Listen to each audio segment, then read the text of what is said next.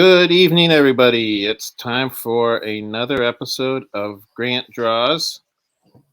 Tonight's guest is Rich DeVera, aka Rich Parada, aka The Richness, aka Love Spackle. Love Spackle. Baby, love Spackle. Yes. Ha ha. Hey, Yeah, how you doing? I'll leave how he got the last nickname up to your imagination. Yeah. But uh, Such as it is. but Such as Rich it is. Yes, sir. Rich used to work for Marvel in DC. That's correct, And sir. currently, he has a draw stream, Mm, and he is the co-host of Monday Madness. I am. I So, am. I fully accept that responsibility. so Fully. as always, Grant Draws is sponsored by the Independent Creator Directory. Do you know what that is, Rich? The IDC, Yeah. the ICD. I know what OCD is. I don't know what So, ICD is though. so the Independent Creator Directory was created by Joe Bachman. What he's trying to do basically is he's trying to get the Internet Movie Database, but for independent creators, like not just comic book creators, but also game designers. Oh wow. Yeah. So if you're interested in getting on the Independent Creator Directory, um, Joe Bachman is on Facebook. Look him up. He's a good guy to know. Anyways, he's really cool. He really likes independent creators and supporting them and helping them out. So if you want to get on the independent comic directory, talk to him. I shall. Thank you. Yeah. So um, I met you because I was doing the show you host on Mondays, Monday Madness. That's right. Oh, by the way, if anybody, before we get too into this, I do want to mention if you're like furiously typing away, trying to like comment on this video, it's and you're mad because we're ignoring you. We are Um, ignoring you. We're right. ignoring you. We don't Uh, care. the reason for that is that we're both extremely rude people. No, I'm just joking. Yes, I am. I am a very rude person. I am a rude boy, just like Right. Rihanna says. But that's actually not why we're ignoring. I mean, we No, are it rude people, is. but It that has is. nothing to do with Listen to with him. He's lying. why He's we're lying. ignoring you. Fibber. Fib. This Mess. video is pre-recorded because Fibber. Rich lives in England, and I do. I live on Brownistown. And I'm right, in England, and it's so yummy. right. Got to have my rice and beans like all them good Spanish people. And I love this. It's so yummy. Yeah, so we decided to pre-record this video because it's like 3 o'clock in the morning in England right now. So, No, it's not. It's 5 in the afternoon. What are oh you really? doing?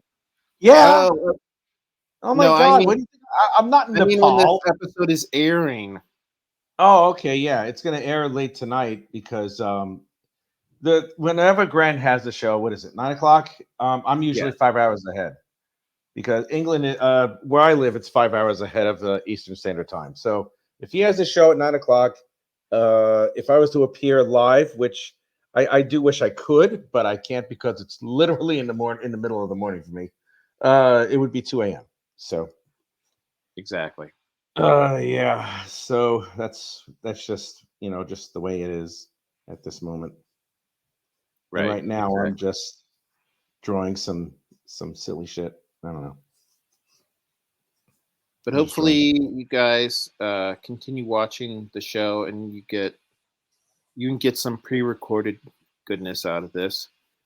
Yeah, it's a shame too because I'm really handsome. I am an attractive man, and the simple fact that you have to watch me just draw, I feel bad for your audience because they get to they're deprived of my manly beauty, and Well, it's a shame. I can tell by that knuckle. That Yeah, you're really this knuckle. Yes, look how handsome I am because of this knuckle right there. Yeah, Urgh. So, do you want to tell us what you're drawing currently? I actually have no idea. I'm just Oh, motoring along and I'm just drawing this thing, and I'm probably gonna do something crazy with it. But let me see. How much lead do I have? I honestly don't know. I mean, I decided to draw some sort of like angel-like creature, but that may change. That's the beauty of being an artist. You can create whatever you wish and change it at the last minute if you wish to. so is it going Uh, to be like a regular angel? Is it going to be like an evil angel? Is it going to be like twisted in somehow? well, it's going to be an angel that just finished binge watching every single episode of MILF Manor on TLC. And the Oh, pain, okay. I think I know what MILF Manor is actually. yeah, I just found out about it a couple of days ago. It is a freaking scream. It is Is the MILF funny, Manor the MILF Manor is the show where it's a bunch of horny old women, horny and old then women. they show up with their sons. Yeah. God bloody hell, man. Oh, so one of them's. Don't ask me. I only know this because I just watched this recently. Um, what was it? One of them's called. One of them calls herself Disco Mommy, and of course that this surgically enhanced hag has all sorts of pictures on her Facebook and Instagram or whatever the old people use, where it's like, here, look at me, because my previous 5 husbands ignored me and ran off with someone prettier. So here, look, I am so hot and everything. And every single person who comments on that social media is like, you're so radiant and beautiful. He is such a fool for leaving. And I mean, I'm looking at this woman and I'm just like, what are her kids thinking at this point? What are her children thinking at this point now? That it's like they're watching their MILF mommy, you know, all of a sudden get her freak on with someone younger than them. I mean, that's just nasty as all hell, bro. Truly. Yeah, I'm gonna have to look up this show. Oh Um, God, you don't want to. Yes, it's funny. It's unintentionally funny. It's really unintentionally funny. And you look at it and you're like, my God, this is what we've become. This is how Rome fell. They didn't have social media. This is how Rome fell. That's what happened. It's not. It's the truth. Too yeah, much decadence, too much apathy, too much stupidity. That's how Rome collapsed upon itself.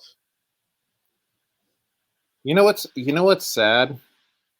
Uh, Uh, I like I like the idea of having like a May December romance, and I think at this yeah. point in my life, I'm too old for a May December romance.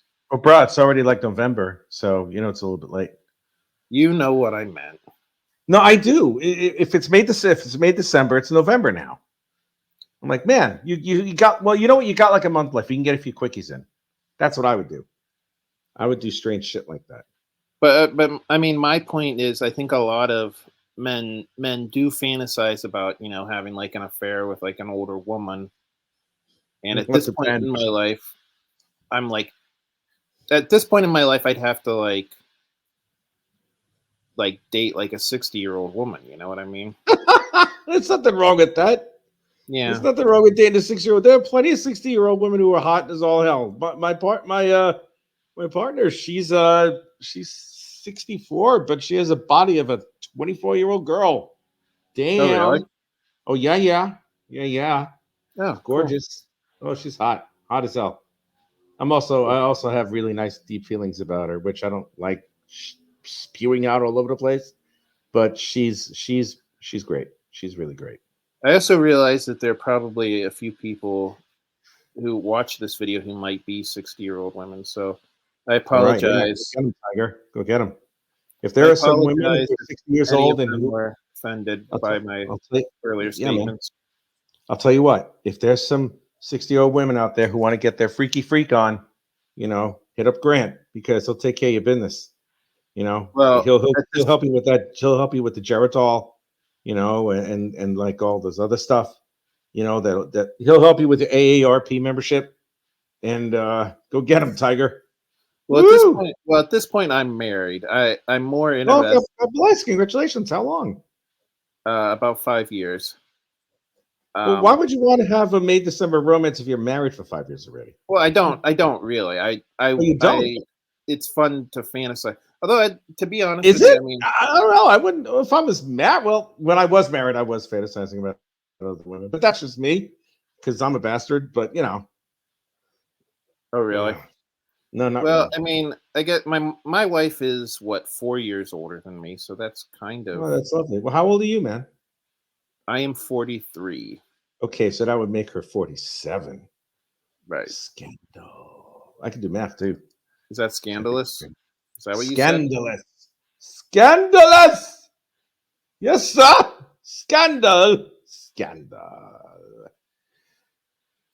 Yeah. Man. But anyway, so Okay. let's get off the topic of MILF Manor. Why not? This is a very entertaining subject. It is an interesting subject, but I feel like it's been covered to death. All Um, right. All right. Uh let me see. Wow. so okay, Well, so you okay. mentioned in your intro that you worked for Marvel and DC. I did. What books did you work on? Well, there were I mean, I worked on most of the titles that Marvel has to offer. Um God, let me see.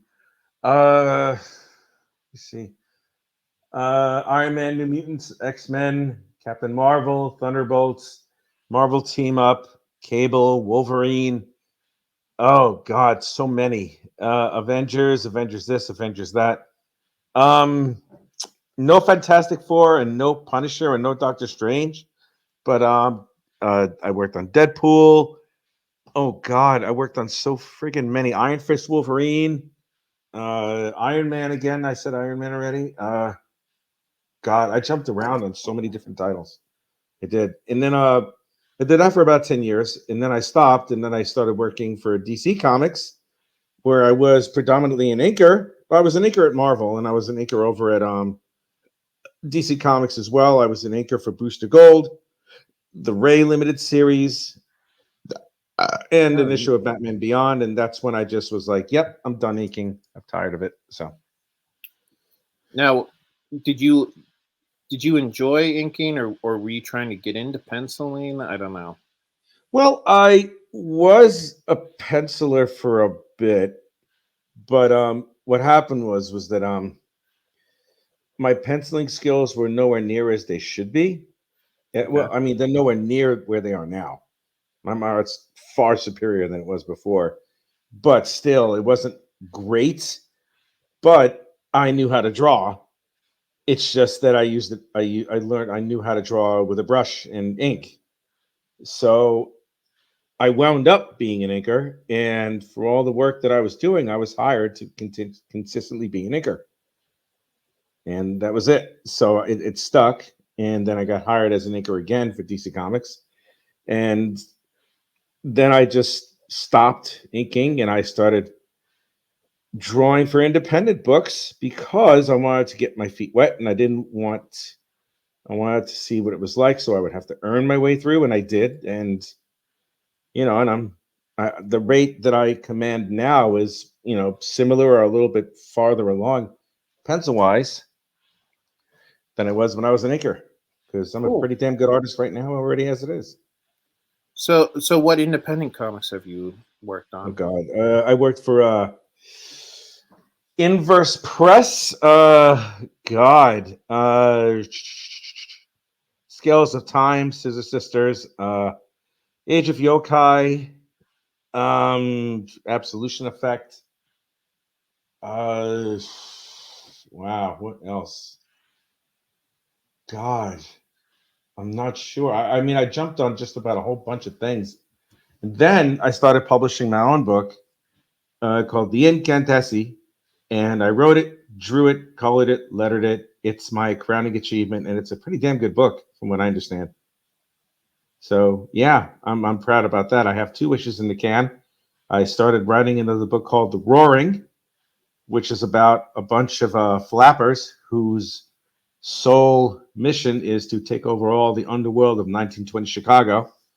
and I hit a few snags on that production wise, but I am well on the way of finishing it.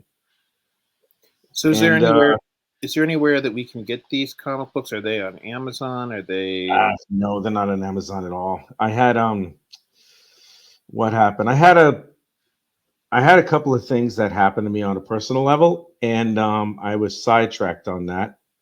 And I know I mentioned that. I don't know if I want to talk about it on air, but it turns out I am now an art teacher. And that's why I let you bring it up. yeah, no, thank you. And right now, the only thing I'm really concentrating on is making sure that I receive a master's in teaching so I can teach virtually anywhere on the planet if I choose to. And Right. that's my goal. I mean, I know that I can do this again. You know, I'm 55 years old, but it doesn't really affect me at all because I know I can do this again. So once I get really, really centered as a teacher, which will be another year, I think, probably even a little bit more. Once all that happens, I will be getting back to a regular penciling and regular content creating and all the other lovely jazz because I love comic books, but now I love teaching a little bit more. I love it a little bit. I love it a lot more, actually. It's really the most rewarding thing I've ever done. Yeah, that Really was is. okay. So that was going to be my next question. If you Mhm. do you like teaching better, or do you like uh, Now, yeah. Now books? I do, yeah. Well, one, there's a steady paycheck, and the other thing is that when you teach your students something and then they realize it and then they use it to great effect, that's dope. When you and because you show that hey, you know what you're doing, and man, is that fantastic. Love teaching, I truly do. Someone taught me everything that I learned, so it's only fair that I pay it forward. So what grade are you teaching, or Uh, Junior and senior level college. oh, college? Okay. Yeah, which is universe, which they call it here. They call it here university in the UK. So do you consider that like, so are you actually more of like an art professor then? Yes, I am Professor Richness. Now are these people who are going to school for art, Mhm. or are these people who are maybe like business majors and just need like one art degree? Oh no, these are art students. These are art students who are hoping for a career outside of this, outside of collegiate studies, and yeah, Now, that's are these people who want to become comic book artists, or just all types of different artists? all types of different artists. All types of different artists. I try not to segment one particular branch because as an illustrator, as a matter of fact, I mean, a lot of everything that we create is derived from comics. You know what I mean? I mean, because a lot of the disciplines that we all use when it comes to drawing comics, um, they could be employed in virtually any other type of creative medium where you make monies. Storyboarding, concept art, animatics, animation, you know, So now, illustration. do Yeah. your students know about your past Yep. working for like Marvel and DC, and Oh do yeah, they they ever do. bring it up, or They don't really bring it up. I mean, the English students are a lot more chill. They're not like fanboys or something like that. I mean, some of them are, but a lot of them aren't, which is great because I'm just like, all right, I'm just cool as I'm just who I am. They don't try and make it see that they don't raise up their voice saying, "Oh my God, you work for Marvel." I'm like, big fat hairy deal. After a while, it's just a job. You know what I mean? After a while, it's just another art job. I mean, some people want to do that for the rest of their lives. I do not, and I did not want to. But I mean, it's a good job to have if you want to be a freelancer or if you want to just do freelance artwork. It's just it's a haphazard life. It's tough. There are times when it's tough. I mean, not so much the work, but having to continuously keep up all the damn time drawing stuff and always making sure you have some sort of gig going. And so sometimes it's just not fun, So you what? know. So what was it? Was it the stability? Yeah. Well, Okay. stability and the fact that I could take the gift that was given to me, which of course was knowledge, and I can give it to give it to a student who will use it. And so far, so good. We'll Yeah. see what happens. Sounds like you're enjoying it. So what was it I about? am. What was it about England? I mean, Oh, well, you, I you, was married to a British woman, and she turned out to be less than stellar. We split up last year, and I was going to come back to the United States, but then I got offered a job at the school that I'm teaching at, and I've been there ever since. This is a year ago. so yeah, my wife lived in England for a while, and she's been trying to talk me into moving over there. Unfortunately, their immigration policy is a lot different, and it's a Or lot how harder. so? It's a lot harder to move to England than to the United States. Well, you have to have a job lined up here first. That's one thing. The second thing is you have to earn an X amount, and B, you have to come here on a limited visa, and it's also kind of expensive. Yes. And yeah, it's a little bit of a pain in the butt, but if you can make it here, I would. If you can make it here, I would do it. I would do it Um, because there's nothing like living abroad. Man, oh man, this is the best time of my life. I really have to be honest with you. I I love mean, it. yeah. I mean, to be quite frank, there are a lot of things about the United States that I do not like. Yeah, Um, uh, First and foremost, our obsession with guns. I'm not a big yeah. I'm fan not a of. fan of that. Not a fan of Uh, that at all. I'm not a. I'm also not a fan of the fact that we're really the only country in the world who's still clinging to this idea that for-profit healthcare is a good idea. Um, It's funny. I find that actually funny, to be honest with you. The NH, I was diagnosed with cancer when I arrived here, 2 months after I arrived here, and the NHS saved my life. So, yeah, sorry. yeah, and I've talked to my wife Angie about this. All the stuff that you hear about, um, oh, it's so hard to see a doctor in these countries that have socialized medicine. It's not It's socialized. Everybody pays for it. so or universal healthcare, Uh, whatever you want to call it. It's really propaganda by yeah, the insurance it company. is. I had a friend of mine. Now, I told you, see, this is, I'm not saying that all Americans are ignorant because obviously they're not. But there was an instance, like when I found out I had cancer, one of the people I told was a close friend who's no longer a close friend, whose daughter I was tutoring in art. And I got her to a point where she was so good that she assisted me on some of the indie books that I drew. So I Cool. actually paid this child money to help me out with some work, which is great. you know, I gave her that experience, and her name is actually on a couple of the comics that I worked on. But I was talking to this person, and I said, "Yeah, I have I got diagnosed with cancer." And she's like, "You okay? You okay?" I go, "Yeah." The American that I tried getting an examination in the United States, and they apparently missed it, whereas the UK doctors found it.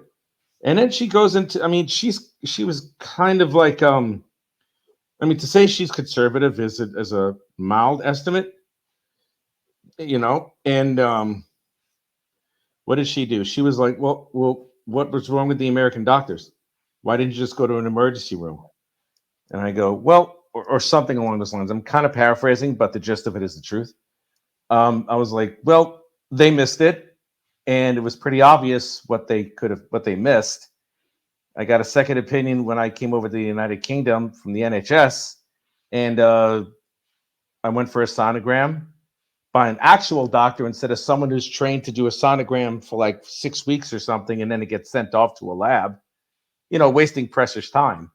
Where the person who actually took my sonogram was an actual fucking doctor. And like a minute after they saw the mass that was in my neck, they got a biopsy. And then 2 weeks later, they determined that I had cancer and I underwent treatment. Now, that whole misnomer about it being free medicine, it's not free.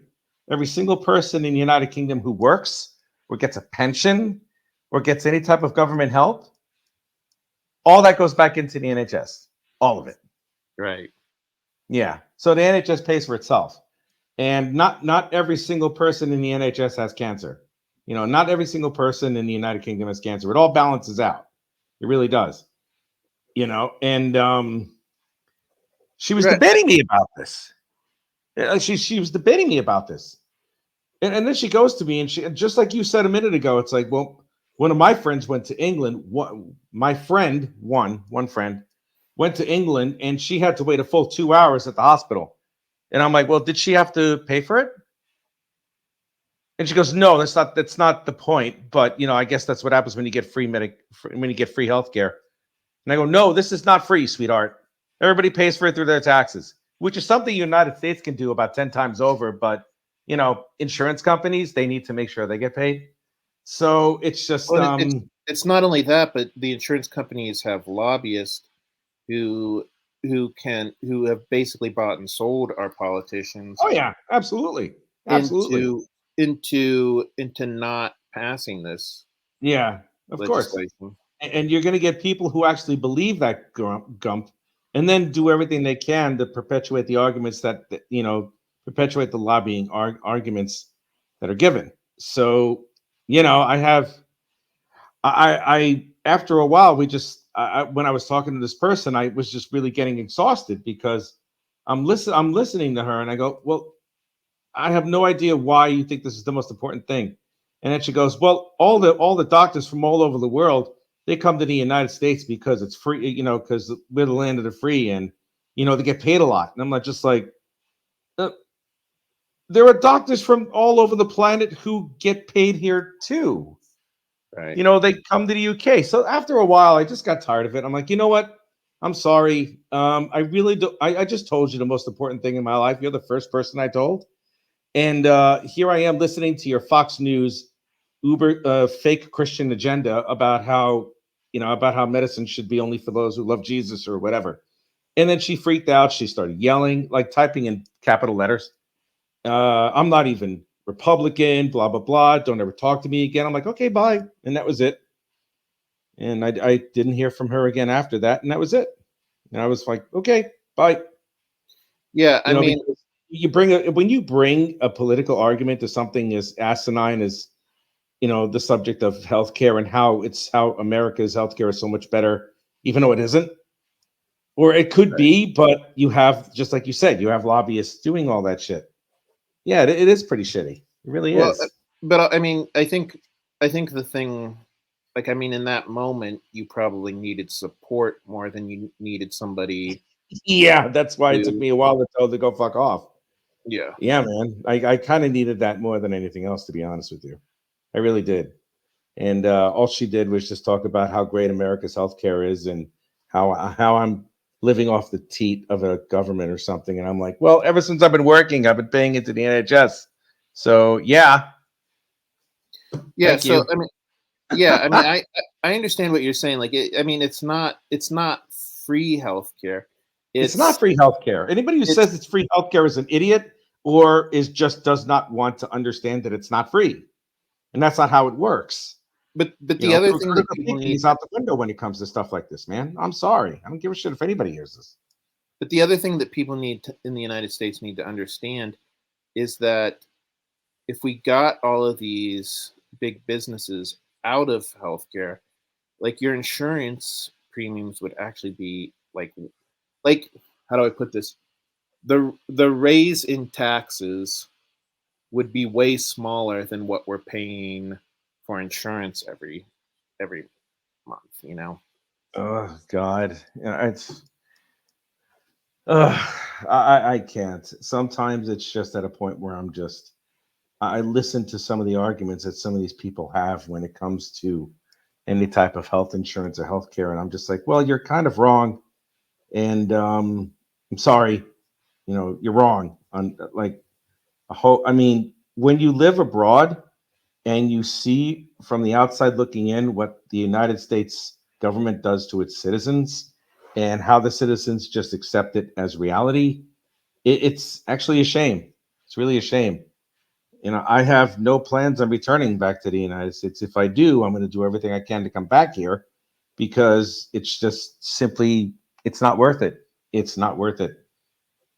It just isn't. America has turned into a toilet, and that's a shame because I love living in New York City, but no, not at this point, especially after COVID. Jesus Christ. Yeah, I hear what you're saying. My friend, and this is the truth, the rest of the planet thinks that the United States are a bunch of fools because how masks are somehow intertwined as freedom. It's ridiculous. It's ridiculous. Over like 1.3 million Americans have died from COVID when that didn't have to be. That did Right. not have to be. That means one in every 300 citizens of the United States is dead as a result of COVID. That's a big number. That's a big fucking number for a disease that's actually preventable. Yeah, I mean, believe me, Oh, I do Uber sometimes, and I pick up a lot of customers from the airport, oh my god. and a lot of times I pick up like international uh, customers, and yeah, I mean we're the joke of the rest of the world for Yep, for multiple different reasons. that's true. It's true. It's Yeah, true. I just feel like we're so behind the rest of the world in so many different ways.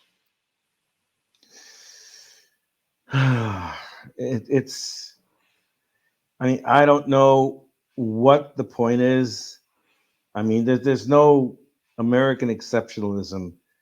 You're being a good portion of Americans are being told that, and they believe it, and all it's doing is just continuously perpetuating what's happening in the United States and how people have to like give up a kidney in order to have their kidney saved or go into debt for the rest of their natural lives, and then they're convinced that this is just the American way, and anybody who doesn't work, anybody who accepts free healthcare is just like a liberal pussy or some stupid shit like that. It's like, no, this is something. If we have the technology to do it, it should be given to us as a species, and we work towards it anyway. It's just dumb. It's just Right. dumb, and I hear it over and over again. Gun arguments about how the Second Amendment covers all this other stuff about the right to bear arms. And it's like this thing was written when muskets were around. Right. It doesn't cover AR 15s that fire 1,000 rounds per every fucking minute. Every day there is a mass shooting in the United States. Thoughts and prayers, thoughts and prayers, thoughts and Thoughts and prayers, prayers, but we won't do anything to thoughts and prevent the prayers, next thoughts one. and prayers. Thoughts and prayers, but heaven forbid that anybody decides to have any type of gun checks because that interferes in our freedoms and our Jesus and all that shit. I'm sorry, man. Nope. Nope. That's not who I am. And if I don't really care if anybody knows it or hears it, excuse me, Well, you know, that was a good way to sum up that uh, conversation with the burp. yes, sir. Um, but Aha. Got to the inking it's, stage. so and kind of a related note, how did you get uh, tied in with Pops Van Zant on his show? This wonderful gentleman, he had my mentor, the person who I was assisting with, the immortal Keith Williams, on his show on one of his first CromCons, and I found out that Keith was going to be on that show, and I asked Mr. Van Zant if I can show up, and he said, "Yep." And we've been friends ever since. Okay, cool. Pops is great. I love Pops. And I'm guessing that you don't talk to him about this sort of thing, or do you? Well, what I don't bring it up because I know that it brings arguments, and I don't do the whole. When it comes to my friends, I don't bring any type of like political stance in between anything. But there are times when I would love to, but it's not worth it because too many people are strongly divided about that, and to me, it's not worth losing a friendship over. It's Okay. not worth losing. That's not worth losing a friendship over. I mean, that's a mature way to look at it, I think. Well, it's it's also on the conservative side too. There are some people who are conservatives who are like, I don't give a shit if you're liberal or not. You're my friend. I don't give a shit. And that's good. Because whatever I think political identity is a tenth of a tenth of a tenth of who you actually are as a person. It's just stupid to like call yourself, oh yes, I am this, instead of like, oh, I have Italian descendancy, or yeah, no, I'm a painter, or yeah, I'm a doctor. I mean, I don't know why anyone would think that it would be satisfying to say, yeah, I'm Republican, but yeah, I'm Democrat. Look at me, I'm like big fat hairy deal.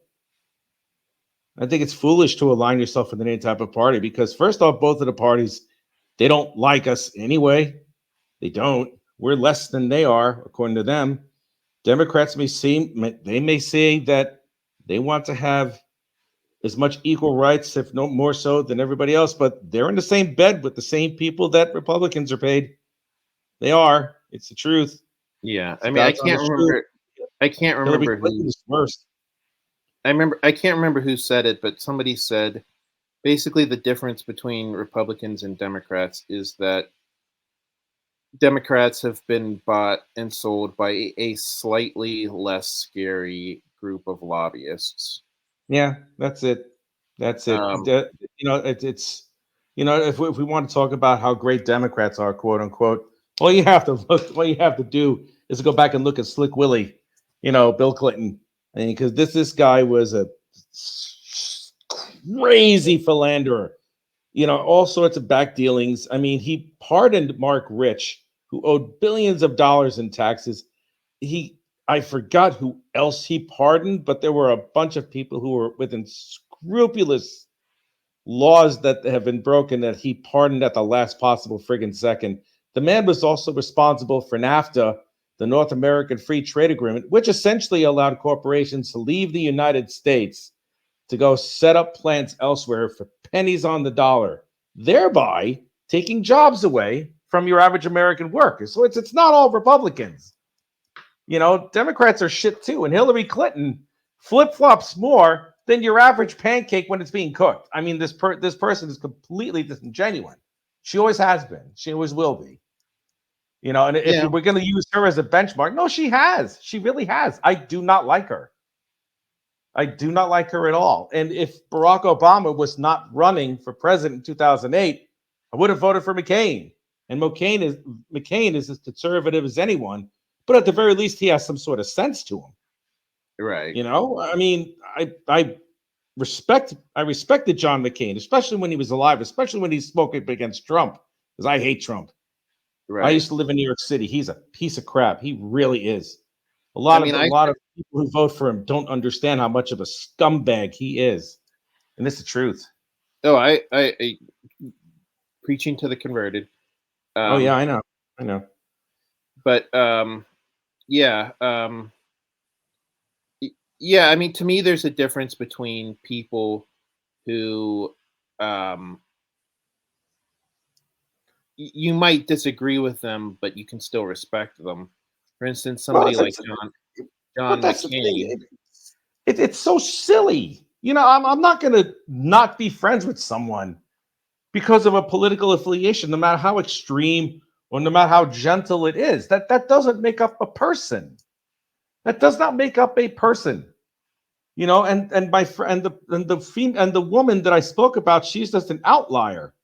You know, I have plenty of conservative friends who do not think that I am some liberal idiot because of what I think. They may think I'm wrong, but they know that I am exactly who I am and I stand by my convictions just like they do. But it's not what determines how I feel about a certain person. I Now, had a, I was, go ahead. I'm sorry. when you meet somebody who's a Trump supporter, isn't there a small part of you that kind of questions their intelligence? um, I get to a point where I'm like, well, here's what's going to happen. You know, once he gets in, you know, you won't see it immediately, but you'll see it.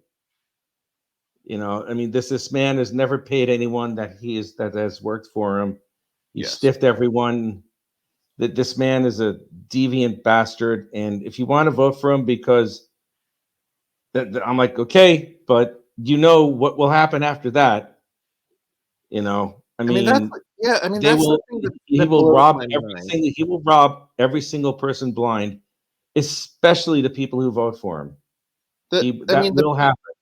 I mean the people the thing that blows my mind is the idea that he there are people who think that he's going to do things to help the American worker. No, This he has never. He's done the only. Let me tell you a story. There was something that I found out. When he was a developer in New York City, a lot of times he would hire illegal workers. Right? He would right, hire illegal workers because he could pay them off the books. That means not pay them at all. So one day, um, I think it was a bunch of Polish immigrants who were building one of his slum houses or tenants or something like that, and a representative from the Trump law firms or whatever law firm that was representing the Trump family. They come down and he comes down and smugly says that we are not going to pay you because of this. So these men picked this person up and brought him all the way to the top floor, like the 10th or 11th floor of a tenement building. And they hung him upside down and said, "You will pay us or we will drop you." So that's the only time that those guys got paid, because not only what would have happened was that they good would for have them. dropped him on the fucking floor. They would have, but all they'd have to do is say, "Well, this is the reason why Trump isn't paying us." And then there would be so many investigations at that point based on Trump not paying everyone that works for him. Right. And if that ever got out, that would be the end of the quote unquote Trump empire. So yeah, they paid him. The only way to go after Trump is to give him the same shit that he gives everybody. That's it. That's it. He cowers afterwards. You smack him with a face. The only way the way you beat him, you smack him in the face with a rolled up paper like he's a little puppy, because that's all he is. He's also a perverted monster. I mean, this man walks through when he had the Miss Teen USA, he would walk through the changing areas or the locker rooms or whatever changing rooms where all these little girls are, and a whole bunch of like disgusting old men would walk by right in the middle of everything, of all Right. the girls changing in their outfits. This man is a scumbag. And like, if you want to worship him, if you want to tell him that he could be the next president, you know, watch what happens. You know, it already happened before. And Ugh, the it thing that gets blows in. my It's the end mind of it. the thing that blows my mind is there's been 20 different incidents where Mhm. I've said to myself, okay, this is it. Nobody's going to support Trump after this. Like, this is just going too far. And then the very next day, there are people out there like going like, oh, no, no, no. What he did wasn't that bad. It's such a freaking cult. Yeah, well, if it is, it is, man. All I know is that I'm not part of it, and I never will be, because I know what this man is.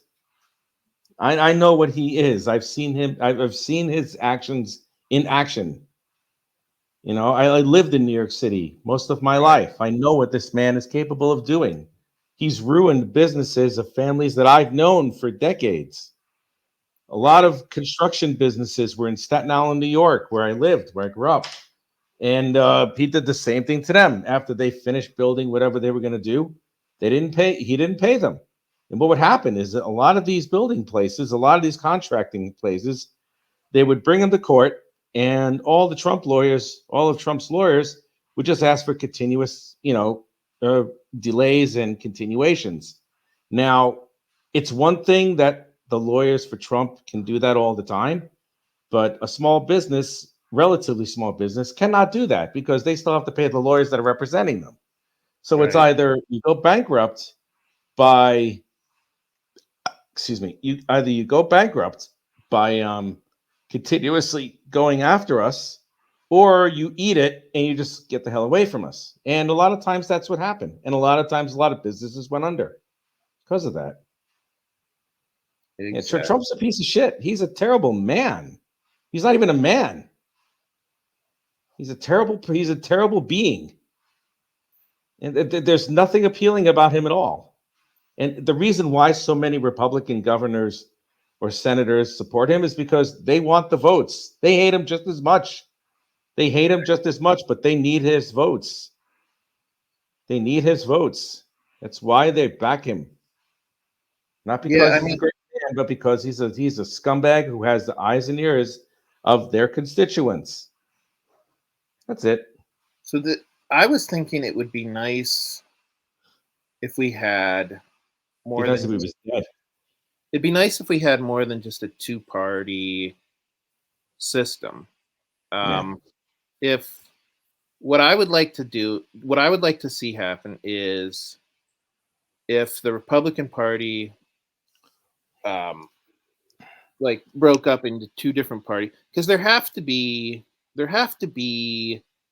sensible Republicans out there who are looking at how Trump behaves and are just like disgusted by it, right? I wouldn't know because I mean, I do watch American politics every so often, but I'm too busy doing this. I'm too Yeah. busy teaching, and I live in the United Kingdom, so I don't really care.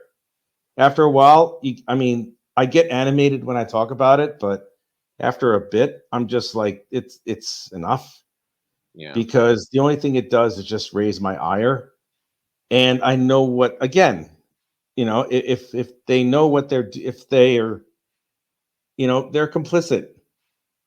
George Bush, the first George Bush, the 41, not 43, not the idiot's son. He even said out loud that if the citizens of the United States ever found out what we were doing behind all these closed doors, they would take us out of the halls of Congress and string us up in effigy and execute us in the middle of the town square. That's what he said. He said something similar to that, very similar to that. And it's just like, well, all right then. What can you do? Yeah.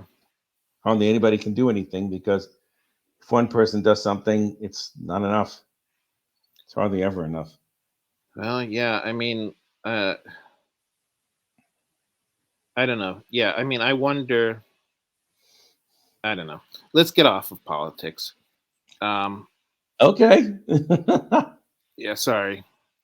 Sorry Mm. if I was the one who brought it up, but No, no, that's fine. I mean, again, it's what I've seen on the outside, and it's like I said, it's when you're on the outside looking in and you see the insanity that some Americans have, it gets you, yeah. So it's not a bad thing to talk about it. It's just something that I generally don't, not usually, but if I am now, it's exactly what it is, and that's all there is to it. Okay. Yeah. I was trying to figure out how we got talking about politics, and then I remember I was saying like why we were thinking about trying to get out of the United States. So, Mm, well, the other thing that my wife said that yeah, that about England that I really love is she said that it's kind of like fall weather. all year all the long. time, all the time. Which Yeah, it is is. fall is my favorite time of year. It is. It is. Um, so that's a good thing. She also kind of explained to me the drinking culture in England, which I think sounds glorious. The How only so? The pubs close early here. They well, close like the around whole 12 or 1 o'clock, the latest. They close early. but that's what I like. Mm. I like the idea of going out drinking like 5 or 6 in the evening and being done by like 8 or 9 and Yeah. going home. Yeah. Yeah, Um, that's fine. That's fine. um, the only thing that I've heard about the British style of drinking that I just can't wrap my head around is apparently they don't eat when they drink. Well, that's because they binge drink because the pubs are only open for so long, and they usually don't have time to eat. A lot of pubs they serve food, but when it has to do with you know, going out late or something, a lot of times a lot of these pubs close really early, like around 11 or 12 o'clock, and that's it. Then it's like, okay, well, now we gotta go home. And a lot of people eat a lot earlier than we would in the United States. Okay, You know what I mean? Yeah. they eat earlier. Oh yeah, like around 5 o'clock, 4 or 5 o'clock. Oh, It's okay. called So tea. That's called tea time.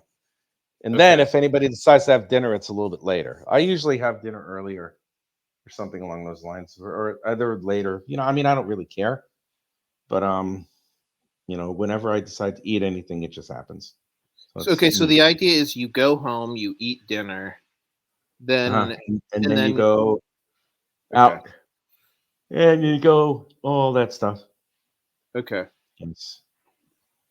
Mm. See, for me, I like happy hour. I like we try to find like bars around here that have happy hour specials because you Where are can you go. exactly? I'm sorry. Where are you exactly on the East Coast? I live in Pittsburgh. Oh wow, I love Pittsburgh. Love Pittsburgh. Oh my Oh yeah. God. The Pirates were one of my favorite baseball teams in the '70s. Oh really? Yeah, man, I was a big fan of Pops. Um, Willie my Stargell, man. yeah, my parents saw Roberto Clemente play. Really? Yeah, Oh my God, that is so dope. Fucking love Roberto Clemente. He yeah. died. I have a Roberto Clemente jersey. Oh man, number 21, right? Yep. Number 21. He exactly 3,000 hits. Is that Exactly crazy or what? 3,000. It's horrible that he died. It's horrible that he died the way that he did. You think if he had lived, he would have gone on to be considered like one of the all time. Well, he kind of is, He already is. He, but he already is pretty much considered one of the all-time greats. you think he would I mean, have been like in like the top 5 or 6 if he had lived? oh, easy, easy, easy, easy. I mean, he's still one of the top 5, 6 already as it is. He was such a damn good player, such a great all-around player. He would allow. I don't know how old he was at the time when he unfortunately passed away, but he probably could have gone another 4 or 5 years easy with those types of numbers. With Yeah. the numbers that he was continuously putting up, he was just that damn good. Really was. The crazy thing to me about Roberto Clemente is, you know, uh, before he went major league, he actually he actually played as a pitcher, and Oh, that I did not know. he was almost as good as being a pitcher as he was um, as an outfielder. And he was one of the few outfielders. He was one of the few outfielders who could throw from the outfield into home base and get people out. Oh yeah, yeah. It's funny how that works out. Jacob Degrom. You know who he is, right? Yeah. Jacob Degrom. He was a shortstop before he became a pitcher. And looking back on it, he should have stayed a friggin' shortstop because he's out of baseball at this point, and he's out for the whole damn year. And it turns out the team that he was signed on to help get to the World Series is now in the World Series without his help. That's crazy. Yeah. Imagine if he was healthy. Holy shit. Yeah, really.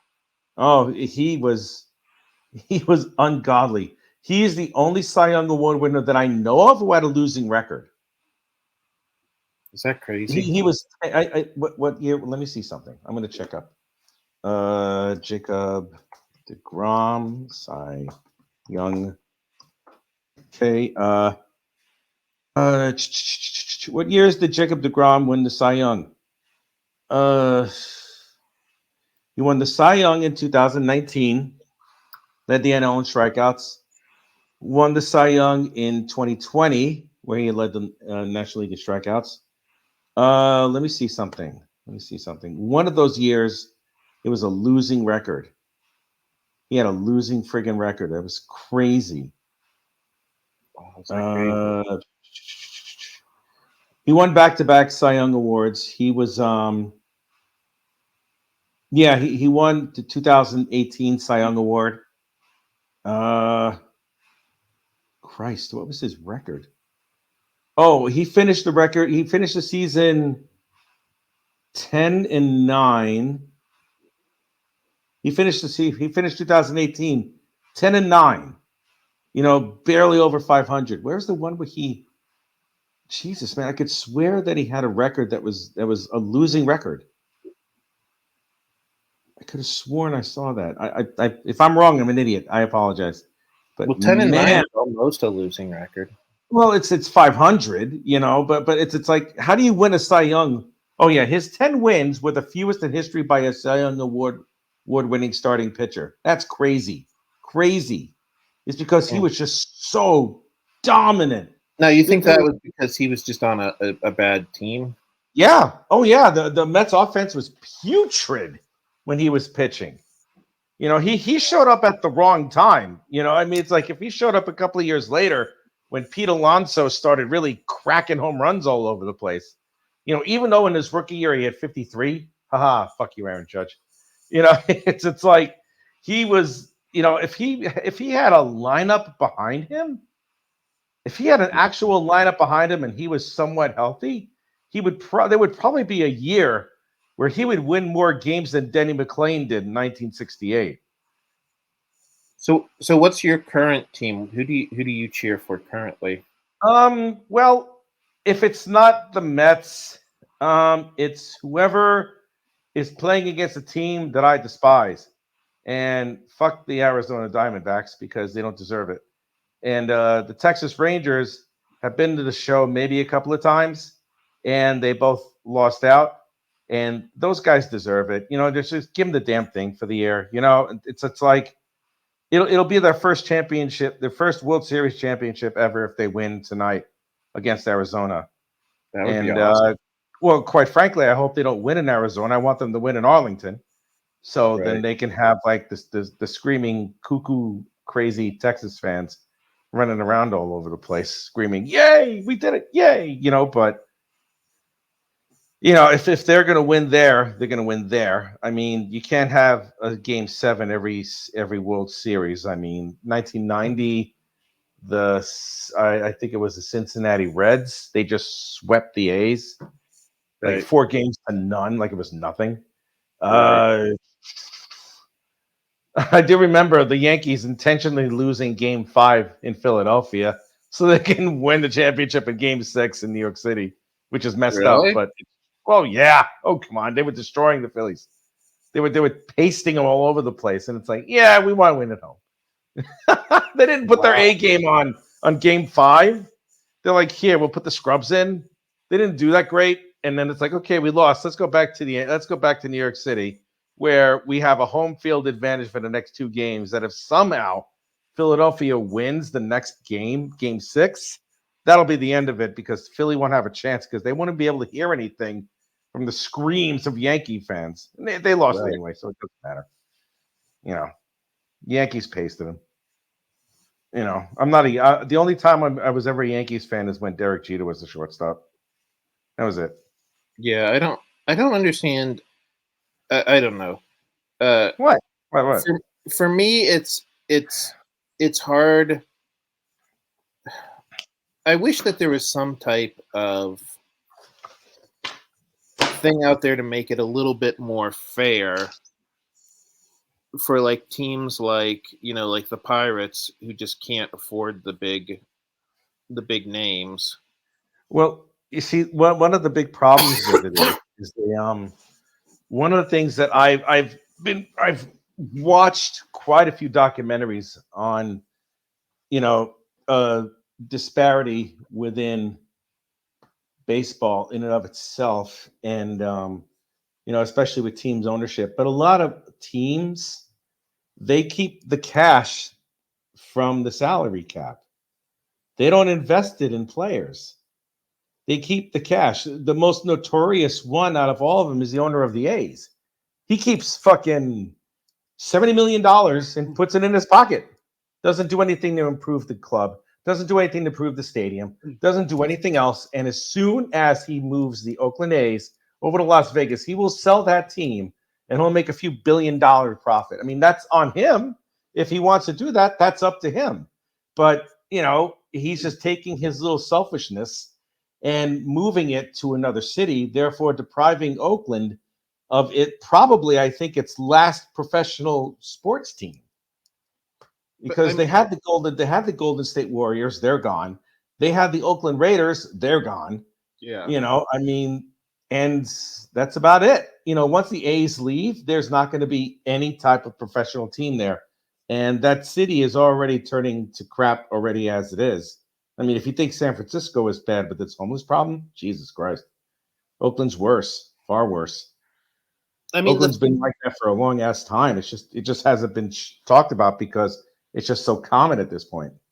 the thing that makes me mad is like with a team like the Pirates, the owner of the Pirates has even kind of said in interviews that he doesn't see the point in spending a bunch of money on getting grade A players. I mean, and to me it's just depressing to watch because like literally it's like watching like a glorified AAA team. Oh yeah. Because I mean the thing is we get good players and then the free agency. Right. We get good players because we get good draft picks because we suck. But then we build them up. I mean obviously the most famous case is when we had Barry Bonds like in the the late 80s early 90s. Yeah. But I mean he's just the most obvious, and the weird thing is like a lot of uh uh a lot of these players that I mean they just like I've seen players come in and out of the Pirates, and some of them go on to do great things, some of them crash and burn. And it's just frustrating because basically the owner of the Pirates has said he doesn't see the point in building up the team because whatever money he would make in additional like ticket sales, he's just going to be putting back into salaries of the team. Yeah, he's full of crap. The money that he's getting from the salary cap overages, it goes right into his pocket. You see, the one rule that they should have done if they were going to do a salary cap is that the money that you have to spend it or you don't get it, period. Right. I mean, that's like use it, use it to spend on players if you have to, or you put a cap on baseball players' salaries. The worst thing that ever happened to baseball is Scott Boras. He's the biggest fucking criminal on the planet. He is the biggest jackass on the planet, and he holds other owners hostage for paying these large contracts, and these idiots, they give in. A lot of these people who don't really know anything about baseball, they give in and then they lose all that money because the player turns out to be terrible. And that's just what happens. Yeah, that seems to happen a lot more with baseball than it does other sports, where it's like, Well, yeah, it does. It does. There's far more games to play. I mean, it's like there's 162 baseball games to play. The closest ones are hockey and basketball with like 80 something games respectively, plus playoffs. But if you put the playoffs with the baseball, with if you go all the way to game 7 for the 3 rounds of playoffs that you have, you're playing 183 games a year. That's half a year. Half a year straight. You can get injured beyond craziness all the time, going from one place to another. And the season doesn't last 6 months. It lasts about 8 or 9. Spring training starts in February? yeah, And right now we're in game 5 of the World Series. It's November 1st. November 1st, because they added another playoff round. is that crazy or what? It's insane. It's insane, man. I mean, there's way too many. And it's like you keep giving these players all this ridiculous amounts of money, and you can't build up your team because you're giving all these players these ridiculous amounts of money. I mean, going back to Jacob deGrom, the amount of money that he is going to make for doing nothing. He has made 30-something million dollars. I think he pitched 20 innings this year? Yeah, really. Maybe. And he's on contract for another 4 years, man. 4 years. 4 effing years. I mean, all that money that the Texas Rangers are going to spend on this guy. I mean, God bless them if they win the World Series. That's great. But they got Jason deGrom to win a World Series, and they didn't even need him at this point. Incredible, isn't it? It's just amazing how much money and of course that goes to the tickets. The last I saw, for one single game in Yankee Stadium behind home plate, it's about $2,000 for that one seat. Oh my God. I mean, that's one thing that's nice about the Pirates. I mean, we have a beautiful stadium. Oh yeah. And you can get decent tickets for under $50. Oh yeah. No, I remember, dude. I remember when you can get box seats for like $20. Are you kidding? At Shea Stadium? Holy shit. Wow. Man, that was too easy. Just too damn easy. Okay, Honestly. so since you're a Mets fan, I have to tell you a story from when I was a little kid. Oh no. So my dad, and I'm gonna end the draw stream with this story because we try to stick to about an hour. Oh, I'm sorry, dude. No, it's all right.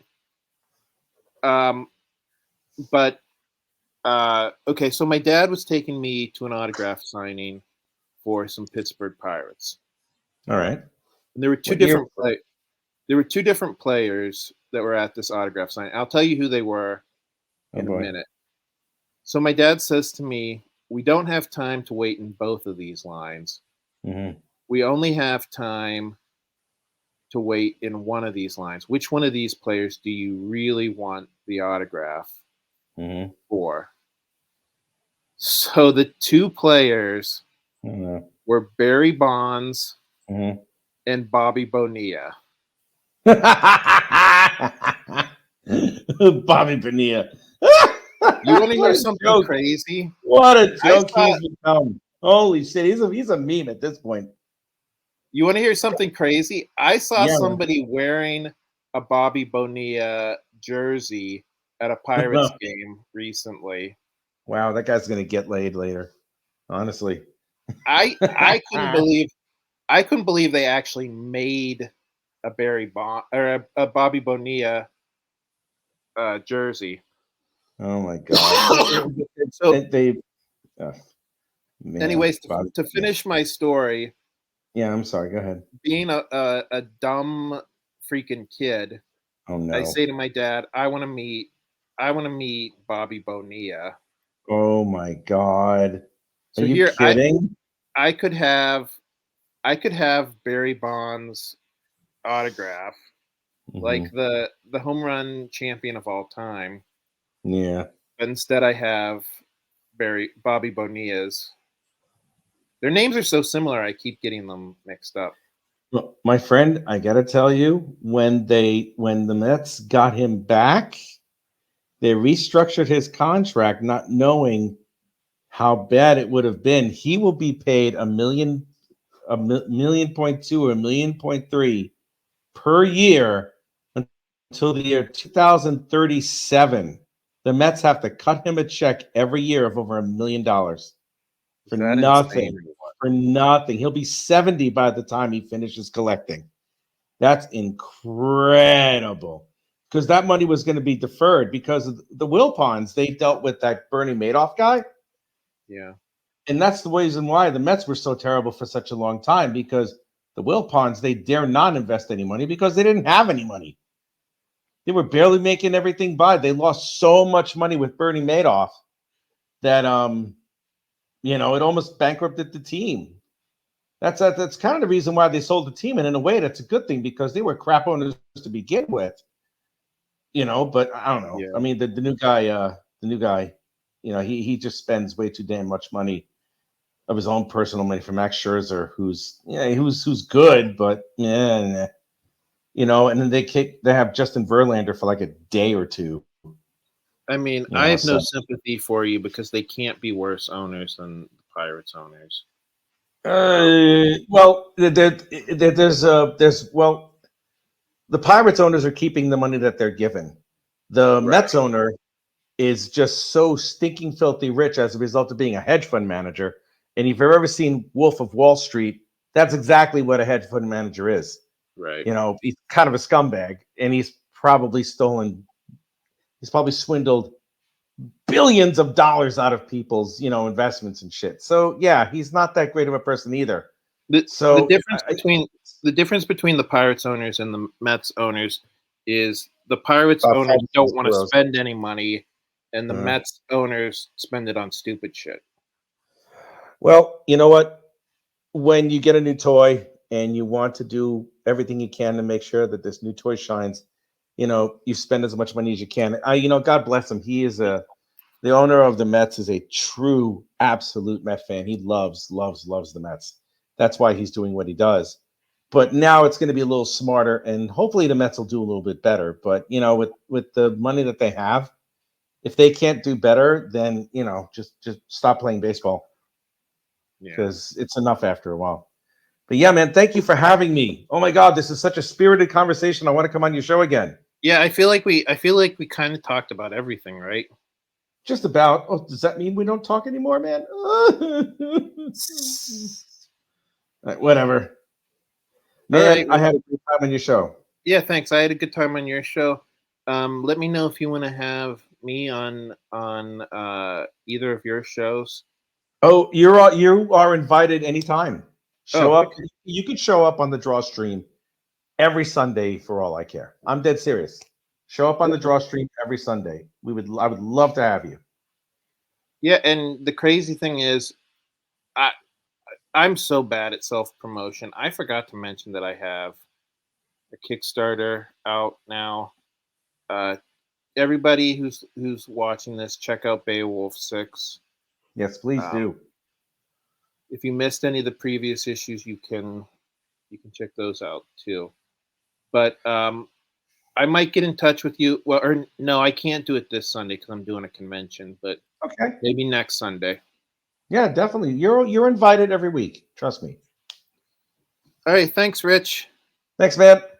Have a good rest of your day. I shall have a good rest of my day. I will talk to you again soon, man. Talk to you later. All right. Peace.